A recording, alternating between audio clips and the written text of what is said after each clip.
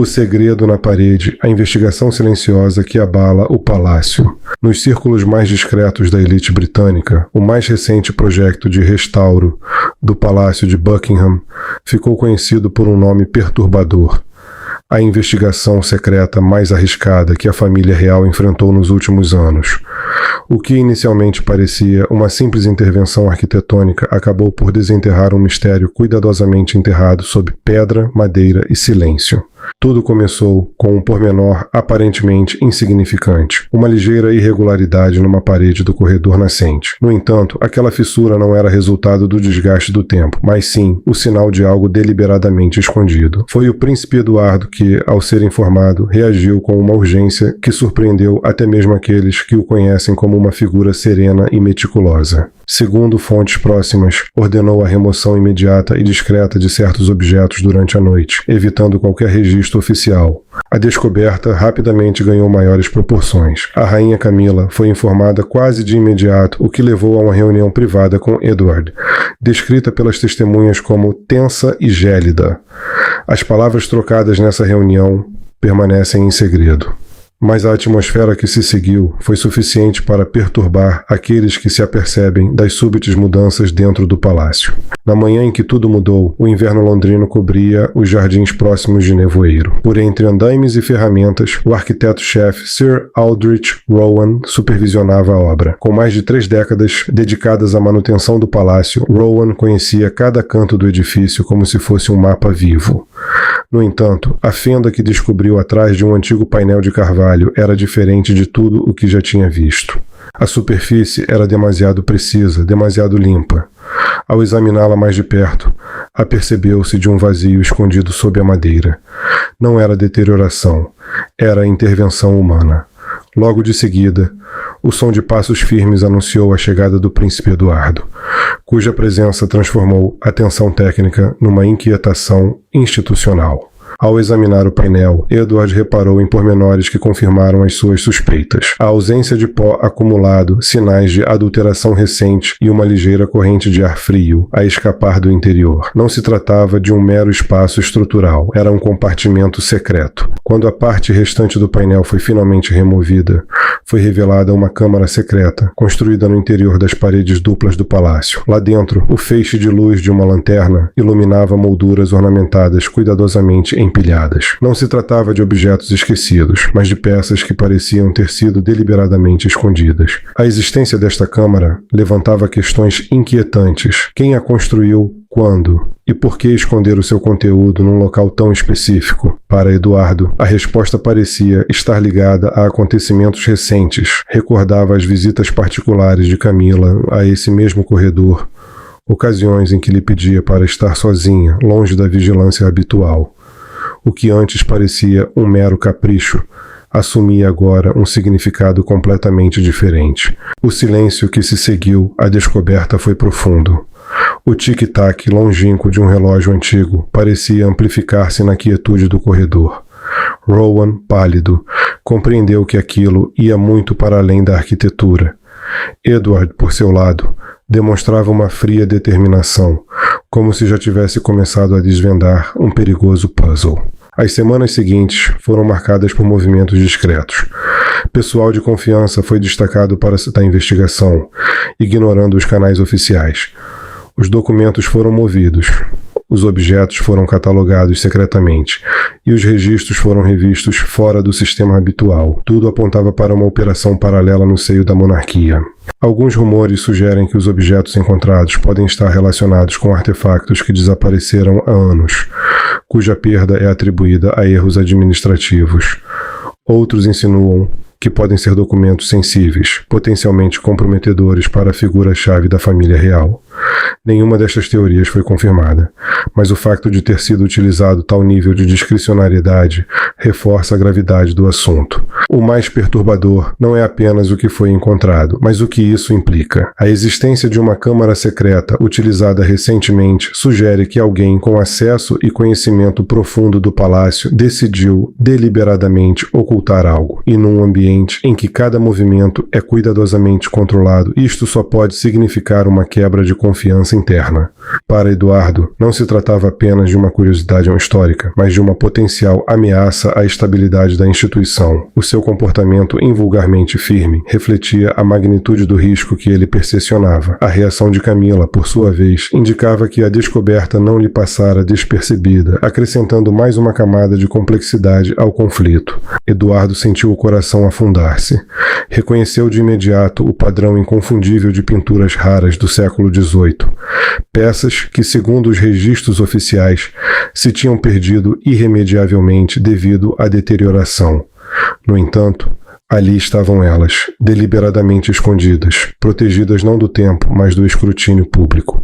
Virou-se para os funcionários, que observavam à distância com um misto de inquietação e perplexidade, e compreendeu a magnitude da descoberta. Se isto viesse a público, não seria apenas um escândalo, seria um choque capaz de destabilizar os próprios alicerces de toda uma instituição. Fechem imediatamente, ordenou em voz baixa, com uma autoridade firme e inflexível. Isto deve permanecer em segredo. A câmara oculta estava envolta numa densa escuridão, pesada com o frio dos séculos e o cheiro pungente do óleo envelhecido. Edward cruzou o limiar, os seus passos ecoando secamente na pedra, amplificados pelo silêncio opressivo do local. Atrás dele, Sir Rowan avançava cautelosamente, a lanterna a tremer na mão, projetando feixes de luz erráticos que mal conseguiam penetrar a penumbra. O que Edward encontrou não foi um simples esconderijo improvisado. Tudo fora organizado com uma precisão perturbadora. Não era negligência, era planeamento. Aproximou-se de uma das molduras cobertas e levantou cuidadosamente o pano que a protegia. O seu pulso acelerou. Diante dele, apareceu um retrato requintado, uma jovem com um olhar melancólico que parecia observá-lo com ar reprovador, como se exigisse explicações sobre o seu confinamento. Aquela obra de arte e as que a rodeavam constavam dos inventários oficiais como demasiado desaparecidas ou danificadas para serem recuperadas. O período em que estas perdas foram reportadas coincidiu com os anos mais frágeis da saúde da rainha e com a transferência gradual do controle interno do palácio para novas mãos. Um arrepio percorreu a espinha de Edward. Isto não era negligência, era engano. Tocou na borda dourada da moldura, sentindo o trabalho meticuloso da escultura. E estes pormenores não pertenciam a um túmulo de pedra, mas às galerias onde o povo os deveria contemplar. O seu olhar endureceu, não por surpresa, mas por uma raiva contida e lúcida. Estas obras não eram posses privadas, eram fragmentos da identidade de uma nação, e estavam a ser silenciosamente arrancadas. A luz de Rowan parou no centro da sala. Ali, sobre uma pequena mesa de madeira antiga, repousava uma caixa de cedro. A sua simplicidade contrastava fortemente com o valor inestimável que a envolvia.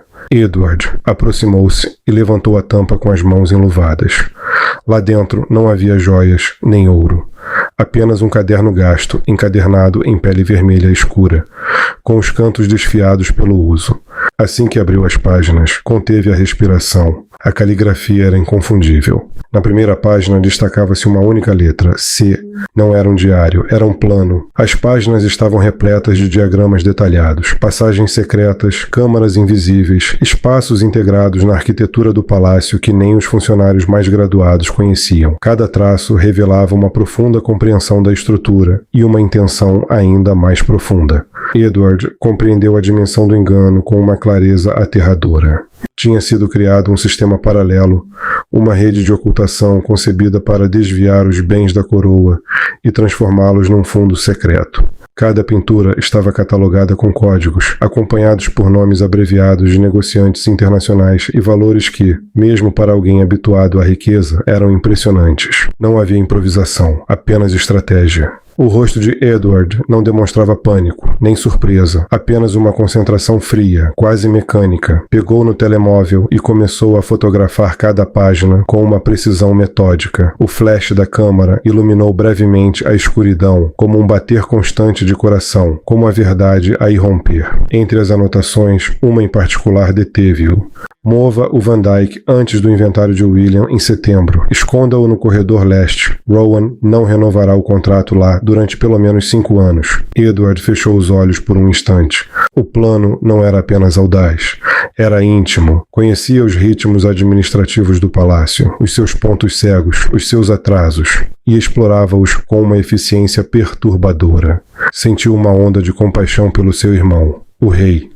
Imaginou-o sozinho no seu escritório, exausto pelo peso do dever, alheio ao fato de a traição não ter vindo de fora, mas do lugar mais próximo. Quando voltou a abrir os olhos, a dúvida tinha desaparecido. Olhou para Sir Rowan, que permanecia hirto, como se a descoberta o tivesse transformado numa estátua. Edward fez-lhe um sinal silencioso. Sem dizer uma palavra, deslizou o caderno para dentro do casaco. De seguida, convocou um pequeno grupo de guardas em quem confiava implicitamente. Homens que não respondiam a facções nem tinham segundas intenções. Deu-lhes uma ordem clara: transferir todas as pinturas, sem exceção, para um cofre seguro na ala oeste antes do amanhecer. Nada deveria ser deixado para trás. Nada deveria revelar a descoberta. Nessa tarde, a residência manteve a sua habitual aparência de serenidade elegante. Mas, sob aquela calma, uma tensão invisível começou a espalhar-se, como uma fenda que ainda não tinha chegado à superfície. Edward sabia que o que descobrira não poderia permanecer oculto para sempre. Camila estava sentada à sua secretária, os dedos cravejados de diamantes cintilando na penumbra, tamborilando com uma inquietação que não conseguia disfarçar. Poucos minutos antes, recebera informações confidenciais de um contato leal dentro da equipa de logística do palácio. O corredor leste do Palácio de Buckingham estava a ser alvo de uma renovação urgente e invulgarmente extensa, realizada com uma descrição que roçava a suspeita.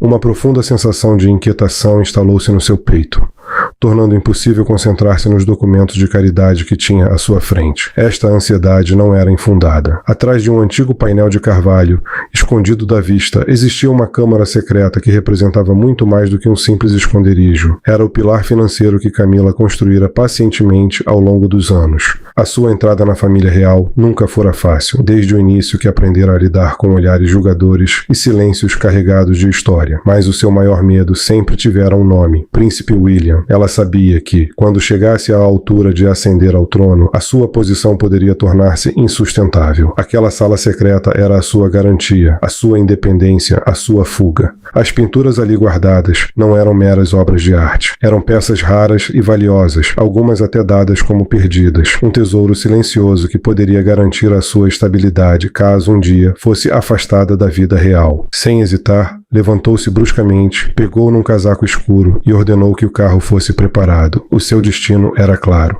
Ao chegar ao corredor nascente, parou de repente. As proteções tinham sido removidas com cuidado e os painéis de carvalho tinham sido restaurados com uma perfeição perturbadora. À primeira vista, nada parecia estar fora do lugar. No entanto, anos de dissimulação tinham-lhe aguçado os instintos. Detetou pequenas lascas recentes, ligeiras alterações nos pregos, sinais inconfundíveis de adulteração. Fingindo um interesse casual, aproximou-se de um dos operários e, em tom indiferente, perguntou quem tinha supervisionado a zona. A resposta atingiu-o como gelo. Sua Alteza, o Príncipe Eduardo, esteve aqui pessoalmente esta manhã.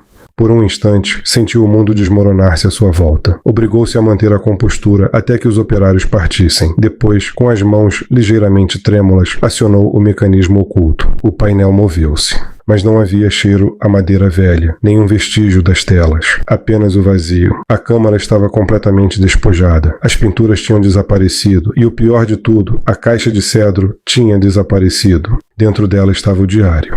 Um registro minucioso de transações, decisões, alianças, segredos. Agora estava nas mãos de Edward. Um frio violento percorreu-lhe o corpo. Conhecia muito bem o caráter dele. Não era um homem que cedia às emoções ou à pressão. A sua lealdade à coroa era absoluta, inabalável. O medo cedo deu lugar à raiva. Ela não podia esperar que a sua queda fosse completa. Ela precisava de agir. Nessa mesma tarde, ela marcou um encontro privado com ele. Na sala de estar privada de Edward, a atmosfera era densa, carregada de uma tensão mal contida. Camila não implorou. ela escolheu atacar. Ela mencionou a Sophie, a sua mulher. Descreveu-a como o seu pilar, a sua maior fraqueza. Depois, com uma precisão calculada, deixou escapar algumas pistas, incidentes antigos, desentendimentos financeiros, relações questionáveis, detalhes que ela pacientemente reunira, esperando nunca precisar de os usar. Era uma troca implícita. Silêncio por silêncio. Reputação pela proteção. Mas algo não correu como planeado. Durante toda a conversa, Edward mal olhou para ela, ouviu em silêncio, sem interromper, sem demonstrar qualquer emoção. E quando terminou, convencida de que tinha semeado dúvidas, simplesmente deixou-a ir. Só então olhou para a porta fechada. Não havia medo na sua expressão, apenas uma profunda tristeza. Ele sabia que aquele momento chegaria, e também sabia o que tinha de fazer.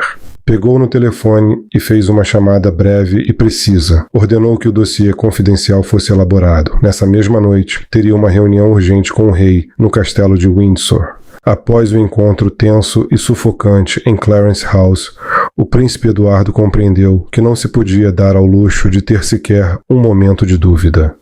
As ameaças veladas de Camila não eram o fim, mas apenas o início de um confronto que ameaçava destruir os próprios alicerces da monarquia. Se queria proteger Sophie, preservar a integridade da coroa e defender a justiça, precisava de transformar as suspeitas em provas irrefutáveis. Nas horas seguintes, Edward mergulhou numa investigação discreta que o conduziu a um mundo tão sofisticado quanto perigoso: o comércio internacional de arte. Com a ajuda de um especialista financeiro de confiança, começou a decifrar as notas codificadas e os nomes abreviados contidos no Diário Vermelho, encontrado na Câmara Secreta do Corredor Leste. O que descobriu superou os seus piores receios. As pinturas retiradas do compartimento secreto não tinham sido mantidas em segredo. Muitas delas já tinham sido contrabandeadas para fora do Reino Unido, através de rotas complexas e clandestinas. Eduardo examinou cuidadosamente um documento de um banco privado em Milão. Os valores eram impressionantes: milhões de euros transferidos silenciosamente para contas protegidas ao abrigo de estruturas fiduciárias, criadas para ocultar a sua origem. Os nomes ligados a estas transações não deixavam margem para dúvidas. Intermediários conhecidos no mercado de arte italiano, alguns com reputação questionável, desempenharam um papel central na operação. Já não se tratava de uma simples tentativa de ocultação. Era uma rede meticulosamente organizada para desviar bens de valor inestimável. Eduardo sentiu um misto de indignação e tristeza. Estas obras não eram meros artigos de luxo, eram fragmentos de história, testemunhos culturais preservados durante gerações, mesmo em tempo de guerra. Agora estavam a ser tratadas como mercadoria, sujeitas a desaparecer em coleções particulares inacessíveis para sempre. Nessa mesma noite, sobrecarregado pelo peso das provas, Eduardo dirigiu-se ao gabinete particular do rei. Os seus passos ecoavam suavemente no tapete vermelho, enquanto caminhava pelo longo corredor. Ao entrar, encontrou o seu irmão, o rei Carlos, sentado em silêncio, rodeado de livros antigos. O seu rosto refletia o cansaço de um homem que carregava o peso de uma instituição milenar. Sem dizer uma palavra, Eduardo pousou o diário de capa vermelha sobre a secretária. Ao lado, depositou um dossiê detalhado, contendo registros financeiros, fotografias da Câmara Secreta vazia e um registro preciso das obras de arte que já tinham sido transferidas para o estrangeiro. O rei pegou no diário com as mãos trêmulas. Um olhar foi suficiente para reconhecer a caligrafia. A sala mergulhou num silêncio absoluto enquanto ele virava as páginas lentamente. Cada linha revelava uma nova camada de engano, diagramas de passagens secretas, estratégias para movimentar bens sem levantar suspeitas, planos concebidos para serem executados antes de uma mudança na linha de sucessão. Aquilo não era apenas uma traição pessoal, era um golpe direto no coração da instituição. Edward observou em silêncio, enquanto a compreensão se instalava no rosto do irmão. Não havia triunfo na sua expressão, apenas uma profunda gravidade. Sabia que aquele momento marcaria uma reviravolta. Quando o rei fechou o diário com firmeza, o gesto foi seco, definitivo. Encostou-se à cadeira e fechou os olhos por um instante que lhe pareceu eterno. Nesse breve momento, Edward apercebeu-se do peso devastador da revelação. O monarca enfrentava não só um potencial escândalo, mas também a quebra da sua mais íntima confiança. Mas quando voltou a abrir os olhos, algo tinha mudado. O seu olhar refletia uma determinação fria e inabalável. Era a decisão de um rei que escolhera o dever em vez do afeto. Com uma ligeira vênia, Edward retirou-se, deixando Charles sozinho com a magnitude da verdade. Lá fora, o ar da noite em Windsor era cortante, respirou fundo, consciente de que o seu papel na investigação tinha terminado. As informações sobre os intermediários italianos já tinham sido entregues às unidades especializadas, encarregadas de recuperar as obras de arte. O passo seguinte cabia ao rei. Na manhã seguinte, uma calma opressiva envolvia a sala de conferências privada do Palácio de Buckingham. Não havia advogados nem formalidades legais, mas o peso do momento superava o de qualquer tribunal. Era um julgamento sem precedentes, realizado no seio do poder. O rei ocupava o lugar central, o rosto uma máscara impenetrável. Diante dele, Eduardo permanecia de pé, com as mãos apoiadas na pilha de documentos que tinha reunido. Não sentia satisfação, apenas uma profunda tristeza ao ver os princípios que considerara imutáveis começarem a ruir. Na outra ponta da mesa, Camila estava sentada, vestida de preto. A sua postura tentava projetar força, mas o seu corpo traía-a. As suas mãos estavam cerradas com força, os nós dos dedos pálidos, e o seu olhar inquieto revelava a tensão que a consumia. O silêncio era denso, quase insuportável. Nenhuma acusação imediata foi feita. Não havia necessidade. As provas estavam ali, tangíveis, organizadas, irrefutáveis. Fotografias, extratos bancários, anotações manuscritas. Cada elemento construía uma narrativa impossível de ignorar. O rei falou finalmente, a voz baixa, mas firme. Não era a voz de um marido ferido, mas a de um soberano perante uma crise institucional. Cada palavra parecia medida com precisão cirúrgica, desprovida de emoção visível, porém carregada de uma gravidade que preenchia a sala. Eduardo manteve-se firme. Não havia qualquer vestígio de dúvida nos seus movimentos enquanto colocava os documentos em cima da mesa, um a um, fotografias de transferências financeiras a passar discretamente por Milão, contratos de venda cuidadosamente falsificados, e por fim o objeto mais devastador de todos, um diário de couro vermelho, cuja simples presença parecia anular qualquer palavra dita na sala. A cada nova prova, o ar parecia ficar mais rarefeito. Ninguém ousava interromper. A verdade revelava-se com uma precisão fria e implacável. Camila tentou defender-se. A sua voz, embora aparentemente firme, estava carregada de evidente tensão. Falou sobre a proteção do patrimônio real, sobre as difíceis decisões tomadas em tempos de incerteza, sobre a necessidade de salvaguardar determinados bens contra uma possível instabilidade. As suas palavras procuravam construir uma narrativa de responsabilidade, de sacrifício silencioso pelo bem maior. Mas esta narrativa não resistiu ao peso dos factos. Quando Eduardo revelou a magnitude dos ganhos pessoais e a existência de contas secretas em Itália, toda a justificação se desmoronou. O que fora apresentado como um ato de proteção revelou-se o que realmente era: uma apropriação calculada, um desvio deliberado de tesouros nacionais para ganho pessoal. Contudo, o momento mais devastador não veio das acusações, mas do silêncio do rei. Charles pegou no diário com mãos que não tremiam, mas cujos movimentos refletiam um fardo invisível. Abriu-o lentamente e deteve-se numa página marcada com uma inicial, a letra C. Aquela simples marca era mais do que uma assinatura. Era um símbolo de confiança, de anos de cumplicidade, de uma história partilhada que estava agora irremediavelmente quebrada. Os seus olhos não mostravam raiva. Não havia explosão, nem recriminações. Apenas uma profunda tristeza, uma desilusão que ia para além do político. Era o olhar de um homem que já não reconhecia a pessoa que amara e defendera durante décadas. A traição atingiu a dois níveis: como monarca, cuja confiança fora violada, e como marido, cuja devoção fora traída. Naquele instante, compreendeu também a sua própria responsabilidade. A sua fé nela tinha sido o terreno fértil onde aquela corrupção pôde crescer sem controlo. O silêncio persistiu, ninguém se mexeu. E então o rei falou. A sua decisão não foi impulsiva nem emocional. Foi calculada, contida, profundamente estratégica. Não haveria exílio público nem escândalo que pudesse manchar a imagem da monarquia perante o mundo. Em vez disso, escolheu uma forma de justiça mais subtil, mas não menos severa. Camila foi destituída de todas as responsabilidades financeiras. Foi-lhe vedado qualquer acesso às coleções reais. Mas, mais importante, foi-lhe ordenado que reparasse os danos com os seus próprios recursos. Sob a estrita supervisão de Eduardo, ela teria de recuperar cada obra vendida, cada peça dispersa. Não era apenas um castigo, era um fardo. No final da reunião, foi silenciosamente escoltada para o exterior. Não regressou à sua residência habitual. Em vez disso, foi levada para um apartamento modesto e isolado dentro do palácio. Isolada, invisível, para alguém que viveu rodeado de influência e poder. Este isolamento foi uma sentença mais severa do que qualquer prisão. As semanas seguintes foram marcadas por uma estranha calma, quase reverencial. Uma quietude contida reinava nos corredores do palácio, como se as próprias paredes guardassem o segredo do sucedido. Entretanto, uma operação silenciosa desenrolava-se por toda a Europa. Veículos de transporte de obras de arte cruzavam discretamente os portões do palácio à noite, transportando caixas cuidadosamente seladas. Cada uma representava uma peça recuperada, um fragmento da história regressando ao seu devido lugar. A justiça avançava, lenta mas inexorável. No seu isolamento, Camila enfrentava uma realidade completamente diferente. Longe dos olhares públicos, a sua vida resumia-se a telefonemas privados, negociações desconfortáveis e a humilhação de recomprar o que ela própria vendera. Com cada obra recuperada, não só o patrimônio era restaurado, como o poder que outrora exercera era ainda mais diminuído.